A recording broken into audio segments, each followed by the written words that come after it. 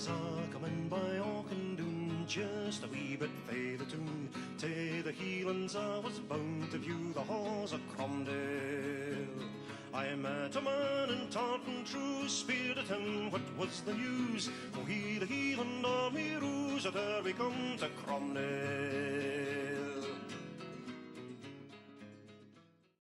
In 1688, the Catholic King James II of England and 7th of Scotland was deposed in the Glorious Revolution. The kingdom's Protestant majority invited 2 Dutch royals to claim the throne in his place. They were William and Mary of Orange. Outraged by this violation of the divine right of kings, reactionaries called Jacobites, derived from the Latin for James, Jacobus, launched their first rising in March 1689. Jacobite support was concentrated in the Scottish Highlands and Ireland, where Catholicism still thrived. However, in Scotland, Jacobitism was not at all widespread, as many Presbyterian Lowlanders and Highlanders were Williamites. The grants of Strathspey, whose chief at the time was Ludwig Grant, the so-called Highland King, would prove vital to the Williamite cause in Scotland. In fact, it is somewhat surprising that Gaelic-speaking Highlanders from the west coast were so eager to fight for James, whose father had expressed genocidal intentions towards them and their culture. Still, they viewed the Lowland Stuarts as better than Dutch Protestant usurpers. Episcopalians, who were essentially Scottish Anglicans, had their own grievances with the Presbyterian Kirk, the Church of Scotland, and usually supported the Jacobites, fighting for the Stuarts in spite of their Catholicism. The Jacobite army in Scotland was led by John Graham of Claverhouse, bloody Clavers to his enemies and Bonnie Dundee to his friends. In July 1689, Jacobite Highlanders and Irish swept aside a Scottish government army at Killiecrankie. Many redcoat soldiers were slaughtered as the Highland charge shattered their ranks and caused a rout. The River Garry was filled with corpses by nightfall. This was a great victory for the Jacobites and could have heralded their triumph in Scotland if Claverhouse had survived. Instead, he fell from his horse, mortally wounded by a musket ball. Later, at the town of Dunkeld, the Cameronian regiment repulsed a Jacobite attack and inflicted heavy casualties on the attackers. Following their defeat at Dunkeld, the Jacobites ended their campaign for the year and returned home to overwinter. Meanwhile, government forces strengthened and prepared to stamp out the insurrection in the following year. The Jacobite Rising of 1689 had now lost its momentum. Come 1690, the new commander-in-chief of the Jacobites in Scotland was Major General Thomas Buchan. At a meeting in Keppoch, MacDonald country, the chiefs and officers in the Jacobite army decided to resume the campaign. Once the spring planting season was over, the clans would mobilise. In April 1690, Buchan's army advanced through Badenoch, hoping to raise support from Clan Garten. However, Jacobite clansmen alienated the inhabitants wherever they went, with their pillaging and burning. In Strathspey too, Buchan hoped Clan Grant would flock to his banner. Perhaps he wrongly believed the Highland King could be intimidated. However, when the Jacobite army encamped in sight of Frushy Castle, it did nothing to sway the Strathspey Grant's allegiances. Buchan's force numbered about 800 men, having been drained by desertion. This Highland army included MacDonalds of Keppoch, Grants of Glenmorrison, Camerons of Lochaber, and other clans. James was focused on countering the Williamites in Ireland, so could not afford to send the Scottish Jacobites men, only supplies. With the Highland King defiant and Buchan's ranks thinning as government forces gathered, prospects for the Jacobite cause in Scotland looked bleak.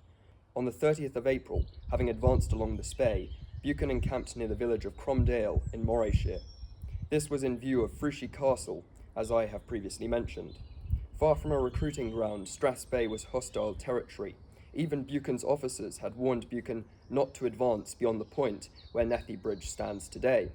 Worse still, Buchan decided to make camp on the Haughs, low ground, rather than in the hills of Cromdale, so the Jacobites were completely vulnerable to enemy cavalry. Marching into the valley to destroy Buchan's army was Sir Thomas Livingston, who commanded the garrison of Inverness. His government army was 2,000 men strong and spearheaded by 6 troops of Royal Scots Dragoons. On the misty night of the 30th of April, government cavalry forded the River Spey and slipped past Jacobite pickets at the Cromdale Kirk. Grant and Mackay clansmen served as guides for Livingston's horse, which moved under the cover of darkness and birchwoods. Even still they were spotted, and Jacobites at the Kirk rang its bell in alarm. It was too late for Buchan's men. A large force of dragoons now descended on the sleeping Jacobites near Cromdale village. The Highland king had closed the gates of Frushy Castle to prevent anyone informing Buchan's army of the rapidly approaching horsemen. Government cavalry made it to their target without being ambushed, and the fate of Buchan's army was sealed. Tussocks of heather muffled the sound of approaching hoofbeats as Livingston's cavalry emerged from the mist and darkness. Pistol and carbine shots rang out in the night, then swords were drawn.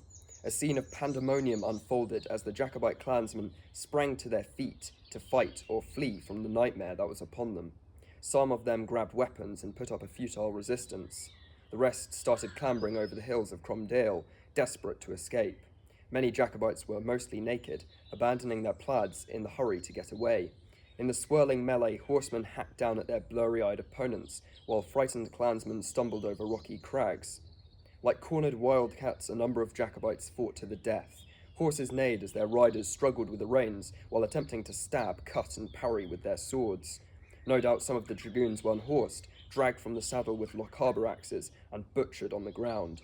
Up to 100 government troops were killed, whilst Jacobite casualties were around 4 times that number. However, the thick mist and hills of Cromdale made immediate pursuit by the cavalry impossible. Only those Jacobites who had taken refuge in Lathendry Castle and Mill were captured, having been surrounded and forced to surrender. The flight of the Jacobite army and engagements following the stand on the Haughs of Cromdale were piecemeal. Camerons and Macleans, who fled across the Spey, were caught on Granish Moor before they could reach the cover of Craigelachie Hill. They were destroyed by their government pursuers on the 1st of May. On the other hand, due to their different campsite, the MacDonalds of Keppoch escaped the slaughter at Cromdale unscathed and lay siege to Lochaneelin Castle the next day. This attack along a narrow causeway was repulsed by the Grants. The castle's defence was overseen by Dame Grizzlemore Grant, the widow of a former laird. Buchan, whose poor decisions led to disaster for his army, survived and escaped to Glenlivet. Cromdale was a resounding victory for the Scottish government, and the Rising of 1689 was crushed. If we believe Major General Mackay's claim that no men on the government side were killed, then it was truly a spectacular triumph. However, this is almost certainly inaccurate propaganda, even if 100 deaths for the government army is an exaggeration. Attempting to rally his comrades, a mortally wounded Jacobite piper played on the hillside at Cromdale. Where he played is marked by the so-called Piper's Stone, overlooking the surrounding country. This is the spot where the first Jacobite rising ended in failure. 3 more doomed rebellions were to come in the following century, bringing misery and destruction to the Scottish Highlands on a huge scale. If Jacobitism in Scotland had been snuffed out for good at Cromdale in 1690, one wonders how the future would have been different for the Highland clans. There may have been no disarming acts, punitive legislation, or military occupation of the Highlands, as happened after the 45.